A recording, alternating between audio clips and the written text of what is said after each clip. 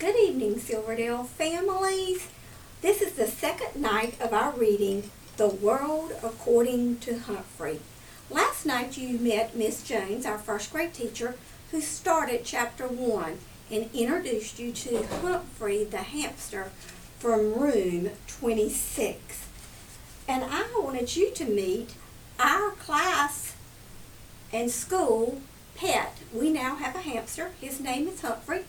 He's going to spend some time in the front office, but also he's going to get to go into classrooms and spend a week at a time where the students will get to care for him. Tonight, I'm going to start reading from chapter 1, page 4. Yes, life in room 26 suited me well during the day. My cage had all the comforts a hamster could ask for. I had bars on the window to protect me from my enemies. I had a little sleeping house in one corner where no one could see me or bother me. There was my wheel to spin on, of course, and a lovely pile of nesting material. My mirror came in handy to check my grooming and to hide my notebook. In one corner, I kept my food. The opposite corner was the bathroom area, because hamsters like to keep their poo away from their food. Who doesn't?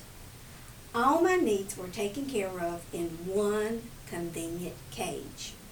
At night, I went home from school with Miss Mack, and we watched TV or listened to music.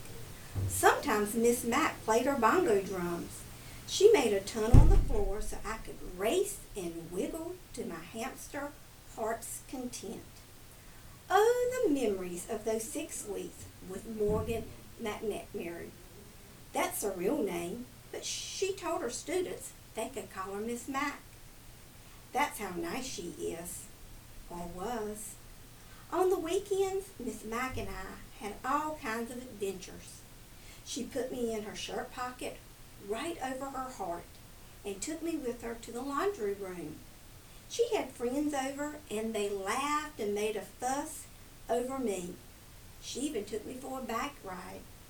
I can still feel the wind in my fur. I didn't have an inkling until this morning of the unspeakable things she was about to do to me.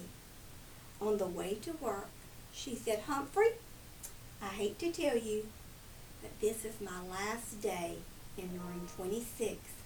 And I'm going to miss you more than you'll ever know." What was she saying? I hung on to my wheel for dear life. I wonder what will happen next. I want you and your family to continue reading chapter 1 and be on the lookout for our next mystery reader. Good night, families.